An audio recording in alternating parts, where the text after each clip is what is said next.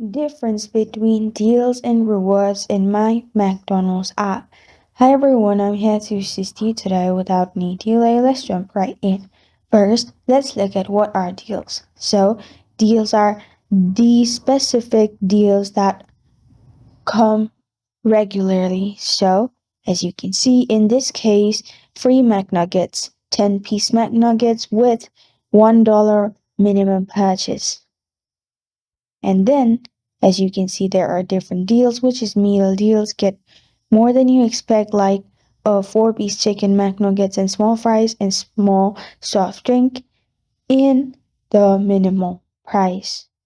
And in that way, you'll find all these options: buy one, add $1 breakfast, buy one, add $1 lunch. And for the rewards, you will find different options.